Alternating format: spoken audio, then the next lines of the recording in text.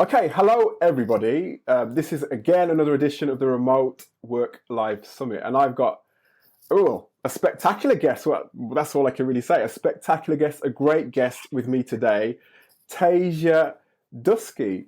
She is the CEO of MuseumHack, and you'll see soon why I asked Tasia to be on here. And there's two reasons actually. MuseumHack, quite an unusual company. They're not your regular company.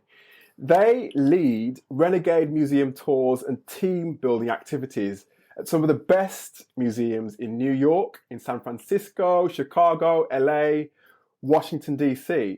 Very unusual business in that sense, and a very unique business. And Tasia is not your regular CEO either. So I just had to have Tasia on here today with me to tell you more about MuseumHack and to get to know about Tasia as well. Tasia is also an expert in psychology and basically presentation. So I just had to have her on here. Tasia, thank you so much for joining me today. My pleasure. So excited to be here. Excellent, excellent. Well, first, Tasia, like I said, I need the audience to get to know more about you and MuseumHack. So could you tell us how you got involved with MuseumHack and a little bit more about MuseumHack as well, please?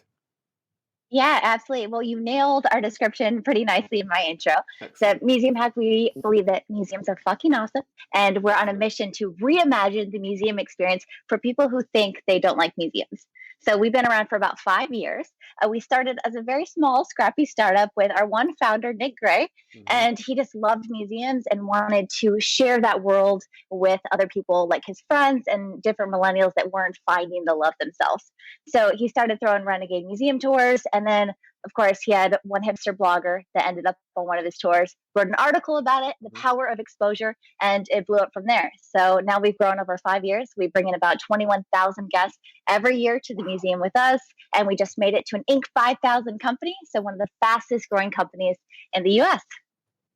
It's amazing. And it's such a rapid growth over 5 years. Absolutely. Yeah. So I've been with the company about 2.5 years, coming up on 3. I'm very excited. And I must admit, I am our ideal client of someone that lived in New York City for a number of years and never went to the Met. I never visited it until I got a phone call one day from a friend that said, "Hey, I don't know if you're looking for another job, but there's this company, MuseumHack, and I think you should be part of them." So I went on a tour. I visited the Met for the first time, realized it was something special, something powerful, and knew I had to be a part of it. And you've had a pretty rapid rise yourself within the company, because was it only last year that you were chief of staff and now you're CEO? Is that right? Absolutely. In 2.5 years, made it from staff manager to chief of staff to CEO. So I chuckle with myself when I first joined the company as staff manager because the company was so small and I'd worked so long in corporate world. I knew what they needed in a position, which was chief of staff, starting to build up the budgets, the structures, everything that you need for a sustainable company. And at our small stages, they didn't necessarily know that or have that yet. So I joined at a very small role, knowing that I could start building my own job description and doing what I wanted and created my own career path. And was that the push for you that moved you from the corporate world to MuseumHack, or was there more to it? Yeah, okay. So I really wanted the flexibility and the ability myself to build something. So I was working for Marriott, and Marriott is an amazing powerhouse of a company. They've already developed all of their structures and all their systems. So it was pretty much me maintaining them. And I found myself after a couple of years with Marriott wanting to build and create something of my own, which is what really enticed me to jump over to a startup and have so much control. If I wanted to change a policy or a procedure or try something wild new, I could just make that happen. And I had a team that was equally as excited. And plus it was remote. So I got to jump out of the office and now I got to travel and go hang out with my family whenever I want. No, that's cool. And is it 100% remote then? Yeah. Okay. So that's interesting. We've had this organic growth over the past 5 years. So we started being local in New York City, and all of our tours are live. So they do happen in museums. And we found as we started to grow and have more tour guides, we needed some additional admin support. So we originally started with hiring some virtual assistants to just keep up with, say, the billing, the invoicing, and scheduling all of our tours. And then from there, we're like, hey, this is pretty sweet having a virtual workplace. And we've just organically grown. So we have now some of our virtual assistants that started out. One is now currently our marketing manager. So we've really been able to like dial up the skill sets of our people working as VAs and get them into larger roles. And plus, a lot of our tour guides, they do a lot of their prep work, building their content all at home. So it gives them the flexibility. So while everything is actually live in person at a museum, all the headquarters, all the back end stuff is done from wherever we want, in our living room, on our couch, wherever. And as somebody, because I know there's kind of two sides to your business, as far as I've gathered. There may be a bit more. There's like the I suppose the tourist side, where you're telling stories to tourists to get them to really engage with the museum, and there's the team building side of things. Could you tell us about both of those areas? Yeah, absolutely. So we started out just basically, our target audience was those millennials that either lived in the area or were coming to visit. And then we had one guy come on a tour with his friends, and then he's like, hey, I think this would be awesome to bring my company to. Can I like bring my company to this? Oh, wow. And we're like, interesting business idea. So it's now a huge, huge sector of our business. The majority of our revenue does come in from corporate team building events.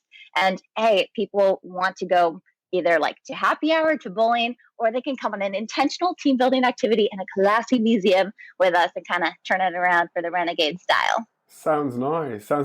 And so if you're a tour guide, then you do all your prep wherever you may be, near to New York or San Francisco, wherever it may be, and then you're on site at the museum. And what kind of, so you're obviously showing people around the museum, not in a sort of regular tour guide style. Tell me more about that. Yeah, exactly. So our tour guides, it takes about 3 months to train up to be a tour guide. So it's an audition process. So they all have to write their own material. We really push this because we want it to be passion-based storytelling. So what I find most interesting and most exciting, like that is going to have an energy and contagious like energy with it, compared to if I was now making you tell the stories that I was excited about. So we really make all of our tour guides, whoever they are, to write the content and find the interesting things that they love, and then they get to share that with the guests. So they write about 2 hours worth of content. We also have a number of games that we play within our tours, as well as icebreakers, and we have some photo challenges. So you have about 75% content, about 25% games and activities with your team, and you meet together. We aim to keep our groups very small. So typical museum, you'd imagine going on a docent tour, maybe you have 20 people, maybe you have 30. They're all kind of like staggered, and it's the docent delivering that wonderful, very like educational information at you. And we take an entertainment first approach to that education. So very small tour groups. We want to have it like you're going on an adventure with your friends. No one's standing in front of each other. You can all look each other in the eye. And we like to ask a lot of questions and push that social vibe.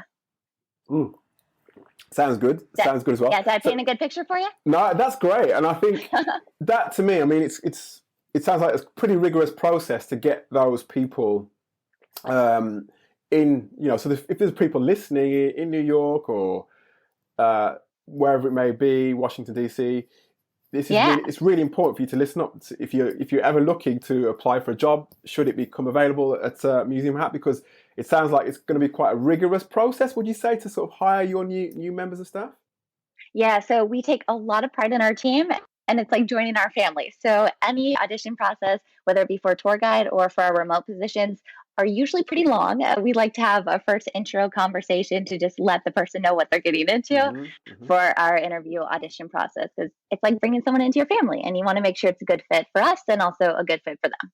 Yeah, and it's funny. It's not funny, but you're reflecting what a lot of other CEOs, hiring managers have said. It's not just about the fact that it's a remote job or a job with MuseumHack. You have to live and breathe essentially what the company does, right? Is that your ethic as well? Yeah, and I very much believe also with a remote culture, some of the lines do get blurred between like work and life. So instead of trying to figure out how to separate and balance them, how do you integrate them in a way that is successful and works out for both of you? So there are a lot of those boundaries that are blurred, and we want to make sure our team that are with us, they feel fully supported in every area, and we do have that family atmosphere. No, that's great. And I think you say something about a premium mentality, fierce conversations. Yes. Yeah. Very much believe in it. Yeah. How is that in real life? I mean, could you give me an example? Yeah. Okay. So I'm thinking, one of my main philosophies I still in life. I love Susan Scott. She's one of my favorite leadership consultants, and one of her quotes is, "Well, no single conversation Yes. is guaranteed to change the trajectory of a relationship, a career, a company, or a life. Any single conversation can."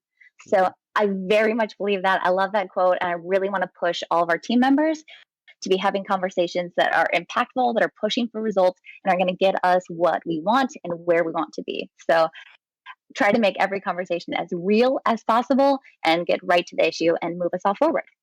No, I agree. And I think I get the feeling as well, as part of this process of getting people on board, you're going to expect that kind of two-way sort of interaction and conversation Yes. as well. What Yeah, kind very of, much so. yeah, what kind of advice could you give somebody to prepare themselves for an interview with MuseumHack or in general? Because I think what you do actually can be applied to I think it can be applied to other companies as well. Yeah, definitely. Okay, so I'm interviewing right now. So it's like really hot in my mind of like the big tips for it. Excellent, good. So yeah, one of the biggest things we try to write our job descriptions as like fun and playful as our culture is. So have you ever read a job description and you go through like 3/4 of the page and you're like, I have no idea what they're talking about. Yes, It's just absolutely. full of all these buzzwords and all this fluff. Yes. So we try to eliminate it down, give some real life examples, and also put like a playfulness into it so people know from the instant when they're reading a job description at MuseumHack, that's like the culture they're going into. And we put at the very bottom, like, hey, basic cover letters will not be looked at. So, like, add fun into it. So, I love getting the excitement of someone really pouring out their heart in a cover letter and letting us know that they are actually interested in a job with us compared to just looking for a job, because we really want people that are going to fight for the mission like us, be part of that team mentality. Absolutely. Can you give me an example of someone that stood out for you that you've either hired recently or in the past? Yeah. Okay. So there's one that put at the bottom of his cover letter where he's like, "An extra points for reading to the bottom of my cover letter. My favorite holiday coming up is National Talk Like a Pirate Day." So I love this. I thought it was hilarious. So then when I sent out emails for the next round of auditions and inviting them, at the very bottom, I put for all the members that were coming back, I was like, FYI, thanks to a fellow candidate, National Talk Like a Pirate Day is coming up. So I got a kick out of it. I was entertained and he joined our team. I'm very, very grateful. No, I tell you what, I've hired myself in the past and it can get quite mundane. You must get quite a number of applications, right? Yeah. Okay. So here's my other trick for weeding out people instantly. Yeah, you want to hear the secret? Yeah. Okay. So, well, two things. We have two. One, we just ask people to do a typing test. Okay. So that's the first part of it. And then the second thing, we put a bonus question and we say, go to the application online of Imager, and you have to use that software online to take a screenshot of your typing test results. It turns it into a URL and then upload your URL here. Wow. Pretty tricky. Okay, you have to learn like how to use a new platform online, and you also have to have the motivation to do a bonus question. You know how many people write in their cover letters being like, I always go above and beyond. I do everything extra. And then they pass on the bonus question. Oh my gosh. It drives me wild. So that's my instant like out. I will never hire anyone that chooses not to do that bonus question, because if you're not going to fight like hell for it in the instant like initial interview process, like you're probably not going to fight like hell on my team. And I want people that are going to give it their all. Absolutely. I mean, if you're going to say you're going to go above and beyond, at least prove that you're going to go above and beyond, you know? Yeah, I hear that. Very true. But it's great that, I mean, I think a lot of applicants get quite bored with the application process as well. So I think it's great that you've got you put things in there that are not just there to sort of test them. They're different. They're amusing. I think that takes the mundane stuff from the job application. So I think it's great. It's great. Exactly. And like you said, it kind of doubles up on their technical ability as well, which is even better. That. Very much so. So are there any other parts of your recruitment process that, I don't know, that you want to tell us about, or that are quite important to you, I suppose? Yeah, I'm really proud of where we've come in our recruitment and also our onboarding. So we start out with just reviewing, cover letter, and then answering questions in the application. So I can see typing tests, I can see bonus questions. And then from there, we email out a questionnaire. So as you know, like your time is very important. So I want to eliminate people as quickly as possible. So I don't spend hours in an actual interview with them asking questions when I could have found out something early on that would have made them not an ideal candidate. So we always send out for every position some sort of test that's related to the job itself. So for example, I'm hiring for a current operations manager. So I sent out a couple sample questions that said, here's our policy. Imagine this situation came up that was breaking our policy. How would you respond? So they talk me through their thought process about how they go about making a decision, and then also what the ideal outcome would be. So I really love that one to get an idea of how people think, and then also how clearly they communicate. I have to be able to I lost that last thought bit there, process in Tasia. Slack over email. So it's really, really help weed people out. You're breaking up slightly there. Oh no. Aha, I've got you back now. Okay, am I back? I missed the last 20 seconds or so of what you said there. Sorry about that. The whole 20 seconds? Yeah, I'm really sorry. You said something about, the last thing I heard was communication. Yeah, Sorry. okay, so just fine. See, the joys of remote work and then also the challenges coming up here. Yes, so in communication, so having them, we send them out a questionnaire to have them communicate and write back their written responses. Not only helps me identify their decision-making process, but also how clearly they can communicate in a written form. So using Slack, using email, it's really important to be able to express yourself in a way that others are responding to and communicate clearly. So this allows me to see all those skill sets pretty quickly, pretty easily, and evaluate the candidate. Yeah, it's very thorough. And again, something that a lot of other remote companies, not just remote companies, but I think especially remote companies, that whole idea of written communication, via Slack and email, it seems to be top of the list communication in general, but especially written communication, Exactly. And you, I mean, at MuseumHack, you guys are experts in obviously communication. You're an expert in psychology and all that sort of thing. Now, when they've got past this rigorous pre-screening process that you have, which I think is really good, and they're standing in front of you now at interview, you say you kind of, suppose, tick some of the boxes already by doing that pre-screening process. What do you look at next in terms of the interview candidate in front of you? Yeah, so we're trying one new thing with this operations manager, which I'm borrowing from a potential role that I heard about at Marriott. So you have 15 minutes and you have to teach your audience something. It could be anything. Wow. So I heard about this for a job interview where you had to be a trainer. So you need to be able to communicate clearly and also train other people on a topic. So things that I've heard, you could potentially teach people how to talk like a pirate. That was my joke, as you can tell. I'm like really into pirates. So talk like a pirate, teach someone how to fold a fitted sheet. So whatever it may be, to have a couple minutes where you teach something that you're passionate about in any way. So again, it shows that clear communication, and how also do you train and teach someone, which would be very important in the roles that I'm hiring right now. Mm-hmm.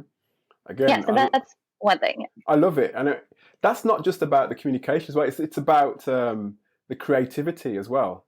Yes, right? Very much so. Because with it, I'm assuming, it's probably a good assumption, but when you're doing tours, when you're trying to inspire your guests, there's a certain amount of storytelling in there that you have to build in, right, to keep them engaged. Definitely. How do you then?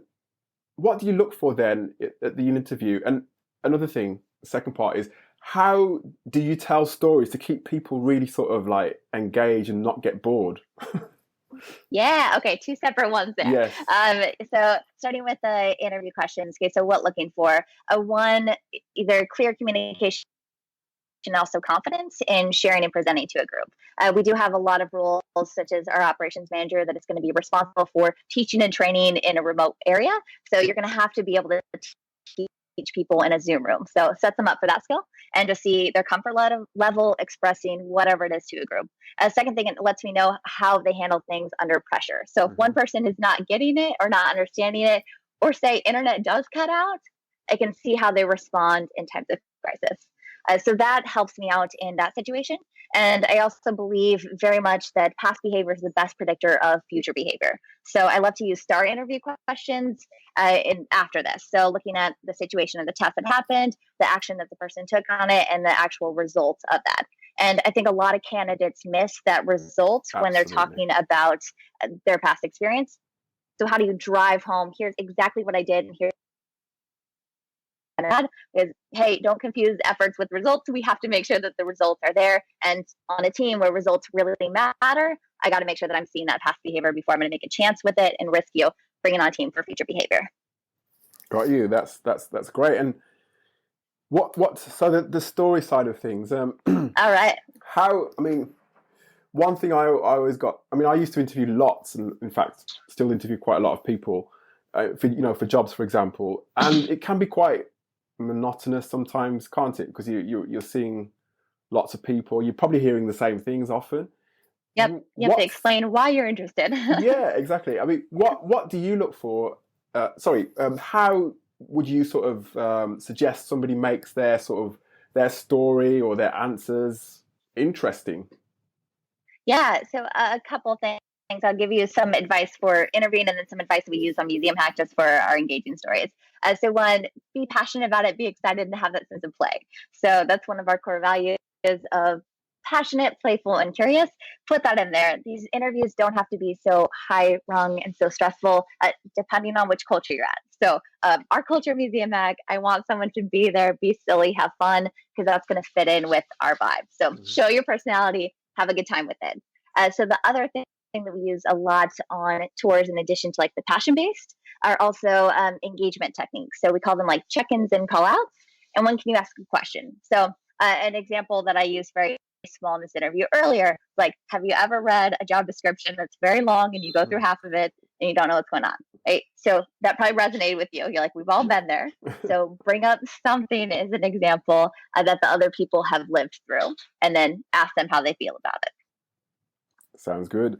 And you mentioned one of those things that you look for, obviously being the kind of company that expects people to present in front of quite a, not massive crowd, but it's a decent sized crowd. What indicators do you look for in terms of the confidence side of things? Because I know lots of people struggle with confidence at interviews. What do you look for? Yeah. Okay. So eye contact being a main one. How you present yourself if you're nervous or say unsure about your answers. Okay, maybe you're like crouching in, you're like covering yourself compared to being open. And the very basic as behavioral and body language responses, right? Hands on your hips, you're feeling like confrontational compared to crossed off. So just looking for someone to have a freedom and a flexibility with it, and really push back as long as they're having fun. If they're having fun and they're excited about it, and okay, not only fun, we got to also have like the content underneath to make sure that the results are going to be there, but mainly look for just openness and people enjoying what they're doing. Mm-hmm. And you said as well, no, you didn't say this. I said this in one of my questions. You're hiring at the moment, but different companies experience different sort of peak periods and periods where they're quiet in terms of hiring. Are there any particular peak periods for MuseumHack with their hiring at all? Yeah, so it depends on which department. So for our tour guides, we do have seasons where we hire quite regularly. So our busy seasons are usually going into, say, like October, November, December, January, February. It tends to be very busy with tourists coming in, and also companies wanting to have their end of year holiday parties. So huge group for us. So we usually do hiring for our tour guides in the summers where it's a little bit slower, and then we can have them all trained up, ready to go when we had that like high time in quarter four. Mm-hmm. Okay. Yeah, and then the rest of our positions just depends on demand. So as we've been growing and we've gotten a lot more corporate leads, then we've had to expand our sales team because of that. We've also had to expand our marketing team as we've adjusted our content strategy. So that's been more of like whenever we felt the need for it, or if we had a new position we wanted to experiment with, we'd open up those not specific to seasons. Sounds good to me. It sounds good. And like I said before, it's a rigorous hiring process, great hiring process, different, it brings out all the great aspects of looking for a job. People just think looking for a job is a drag. In most cases it is, but this sounds pretty good to me. It sounds great. And it sounds as well as though you've got I think another thing that a pattern is that you're trying to make people feel part of. You obviously trying to find people who can sort of get in with the actual culture of Museum Hack, but you deliberately Yes. try and go overboard to make people feel welcome and part of the team and part of the culture, by the sounds of it as well. Yeah, definitely. We have icebreakers at almost all of our meetings, and we have little games that we play during all of them. So very important is the culture. Sounds good. And just tell me a bit more. I mean, you mentioned briefly about the onboarding side of things. What does that look like? Yeah, so we rely heavily on Trello. Okay, so have you used Trello before? Yes, I have. Yeah. I love Trello. I love It Trello. reminds me of like a Pinterest board, but for to-do lists. Like Yes. I absolutely love it. Yeah, so we put together all of our Trello boards for different departments, and then it allows the manager to easily assign with due dates for the different cards that need to be done, and then also link in, like we have a Google form that could be used as a quiz to test knowledge at certain points. So a manager can be able to go in and check off what is happening on the onboarding training process, usually within the first week. And we also put up a number of cards that are like, okay, your Q&As are here. If you have any questions, type it here, and then your manager can go in and check if they have any, and then also give you them little challenges, like find out this person in accounting and go introduce yourself and have an icebreaker with them. So we use Trello a lot, and we assign them fun tasks as well as the training material. Sounds good.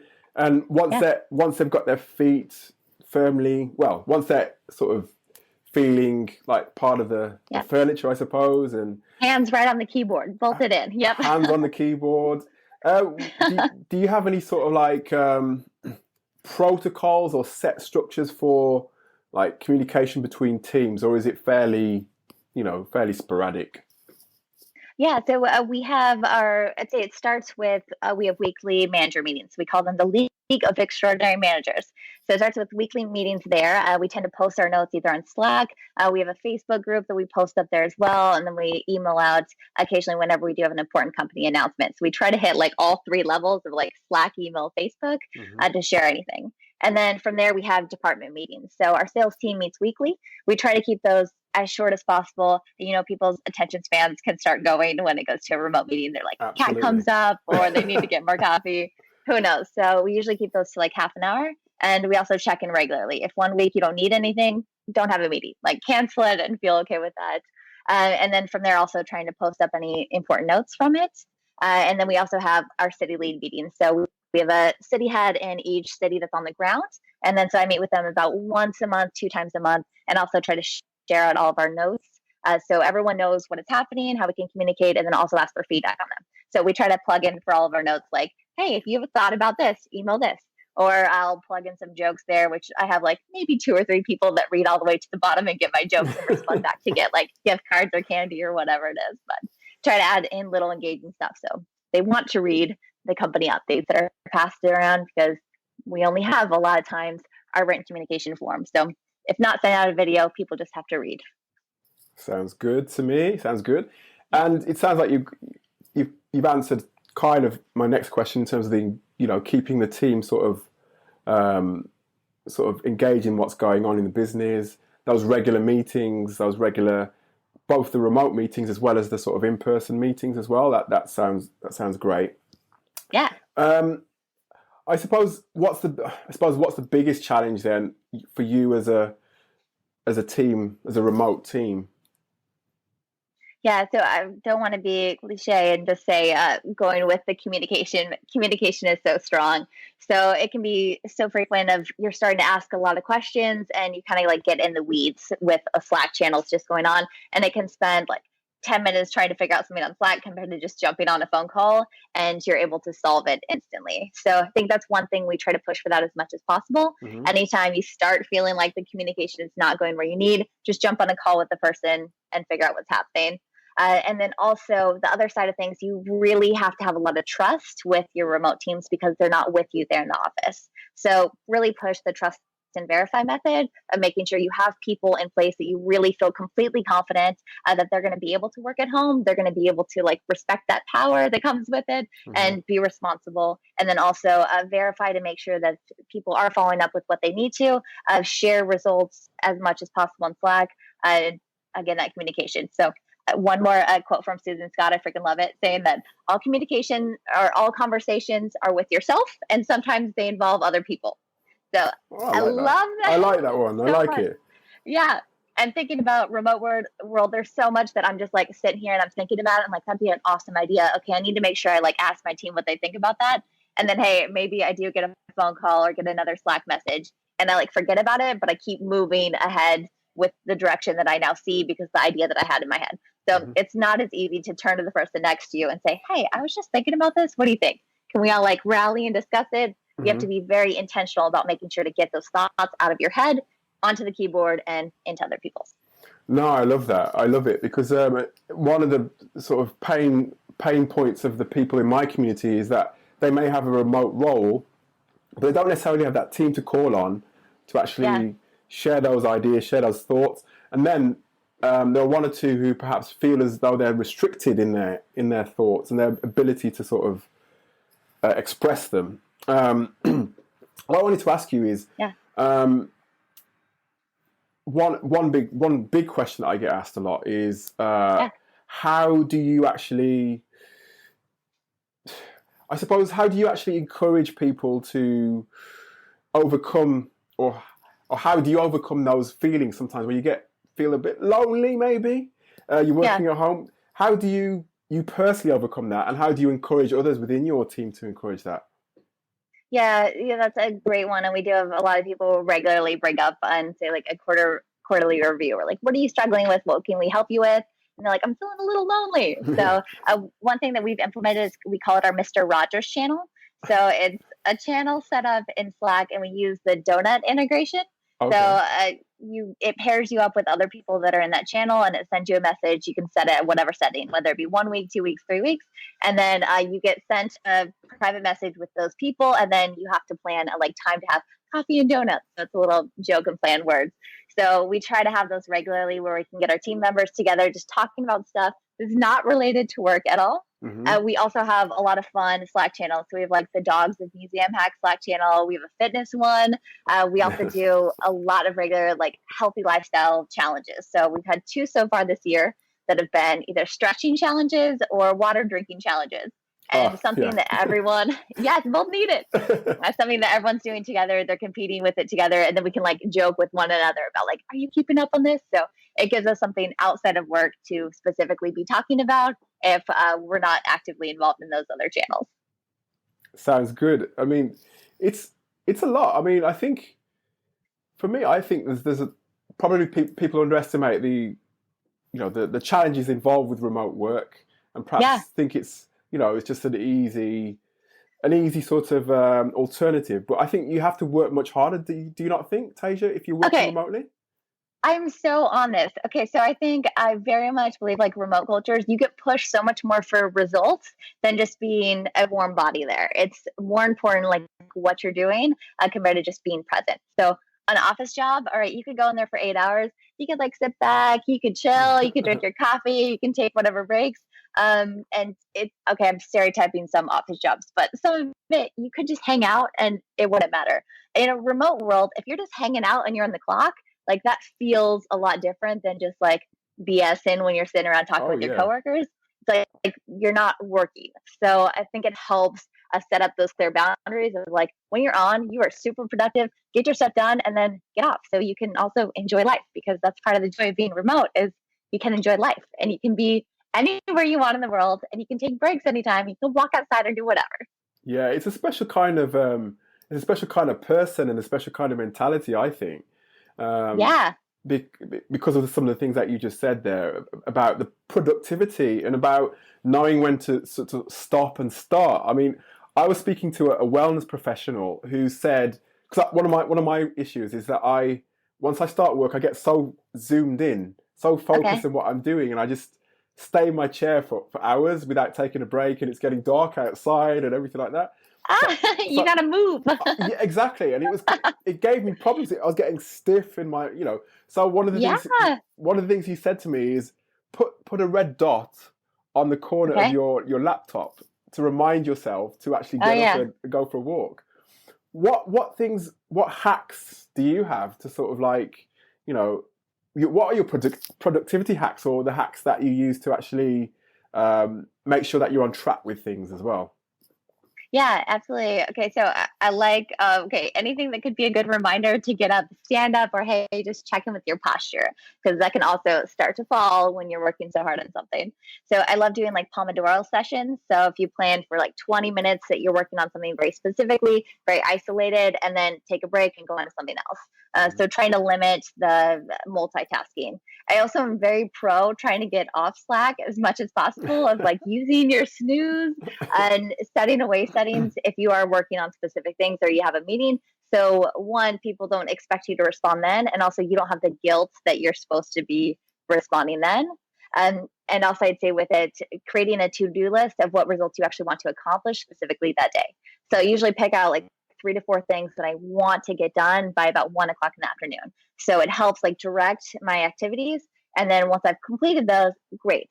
Go have lunch, go walk around, do whatever you want. I like to do yoga every day. So go and like take a yoga class in the afternoon, whatever, and then come back to it. So whatever you can do to stay healthy, stay fit, and emotionally and mentally strong while working at home. Absolutely. I mean, and one of the things is, I know you like Sean Aker, right? I love him. Yes. Happiness advantage. Yeah. I love Sean Aker as well, and I love the whole idea of happiness at work. I know you've talked about lots of things like the playful nature of MuseumHack, the community that you've built, and the actual the idea of having fun and all that sort of thing. What advice can you give to, in general, to somebody seeking that sort of I don't know, that happiness, that enjoyment in work and life? Yeah, a very tough question. So Yes. one, read Sean Aker's book, Happiness Advantage, because I love that one. Yeah, it's great. So yeah, I think he's brilliant at thinking, okay, if you adjust your mindset, then the results and the happiness, like you'll get where you want to go if you decide happiness first. So starting with the playful nature, then hey, people respond to you better, your team's more excited, the results are higher. So the whole beliefs of being in a team building industry and like being a company that provides those team building, very much believe in it internally as a company. When your people are happy, they're feeling taken care of, they're going to take care of your clients and your guests, and then business will take care of itself. So you really need to push that. And it doesn't have to be as serious. I think a lot of bosses feel like their role and their responsibility is to like make sure people are getting results done and like get them in trouble if they're messing up. And I really want to push people to redefine what it means to be a boss and think of it more of like a coach. If you were on a basketball team and your like star player was missing their free throws, like what would you do and how would you talk with them to make sure they got everything they needed to be successful and bring your whole team to victory? So redefine that to think of yourself more as a coach compared to a boss that needs to get stuff done the way that you think bosses need to get stuff done. Mm-hmm. Love that. I love it. And in terms of MuseumHack, like you said, you're growing so quickly. It sounds like you've got things on point where the actual culture is concerned, where your process is concerned, everything. What can we expect from the future from MuseumHack and from Tasia? Yeah. Okay. Great question. Also, so I'm really excited. We're going into our next 2019 and beyond planning. So this last year has been all about stability. So we've had so much growth, as you know. We want to make sure that we're going to stay strong and stable as a company for years and years to come. So we've been very successful this year in setting up a lot of the stones in place and like the strong foundation that will allow us to like exponentially grow next year. So we've done some soft launches in looking at Boston and Atlanta, and then we're looking to roll out to have some full launches in those cities, as well as we really want to push and have more museum consulting. So our audience development wing, we've been focusing a lot on our corporate team building, and we want to make sure that our museum consulting is just as strong. So looking at more opportunities to partner with museums and potentially even teach them how to build team building and businesses within themselves so they can use it as an alternative revenue source.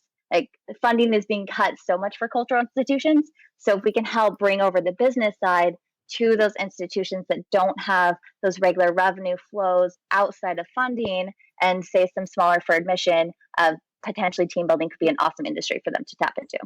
So those are some things that we're also very excited. We just launched our first book ever. So have you? Okay. yes. So we're pushing more of our content. Our goal for next year, and we've been working on hard this year, is we want to be a household name. So just like Guinness Book of World Records, we want MuseumHack to be the go-to place to be hearing the wild stories about history, about art, and everything in between. So what's your book called? Okay, so it's the guide to the fiercest females. So it's off of our Badass Bitches tour in all of our cities, except we weren't allowed to call it a Badass Bitches book. So fierce females. I like it. When's that coming out? When's that due to be launched? So it came out. So we already launched in October. Okay. So yeah, we have the Kindle edition as well as the hard copy. So check it out on Amazon. It's an awesome gift, especially for the holidays. Right, sounds good. And when are you coming to the UK? When are you guys going to be in the UK? Okay, so that has very much been on the radar of when we want to make that leap. And so potentially there's a couple spots that we've picked out. It would just mean the whole next operations of expanding globally. Not sure when we want to take that leap. So this whole year has been found stability for operating in the US as well as consulting regularly all around the world. So to open up operations, that's probably going to be our next thing. But I won't give you any specific dates on it quite yet. Well, we're going to keep an eye on you for that, an eye on MuseumHack for that, because it's just so refreshing to come across a company and a CEO who does things differently and who does things with an element of fun, whilst having obviously that great sort of way of trying to build not just the museums but the people within the business as well. I love it. Yes. I really love it. So we're going to be keeping an eye on MuseumHack, and I recommend as well that you have a look at MuseumHack. Go to museumhack.com. And even if MuseumHack are not hiring right now, I always recommend that you immerse yourself in what they're doing. If it's of an interest to you, immerse yourself in what they're doing, understand what they're doing. So by the time they come to hire, you'll know everything you need to know about them, and it'd be so much easier for you to apply to a role. And actually, on that note, Tasia, do you accept people from the US as well as internationally as well? So as long as you're authorized to work in the U.S., we do have some people that choose to live elsewhere. So one of our marketing associates right now is living in Bali. So she's just hanging out in Bali, authorized to work in the U.S. So we can accommodate making sure she can get paid all right. So right now, just limited to working and authorization in the U.S. But hey, you can live wherever you want. Sounds good to me. Tasia, I just want to say massive thank you. It's been great. I've loved what you've had to say, about MuseumHack, about yourself and your own work and all that sort of thing. And I wish MuseumHack and yourself all the best for the future. Thank you. This has been a blast. I appreciate it, Alex. Excellent. Speak to you soon, Tasia. Thanks. Bye. Bye-bye.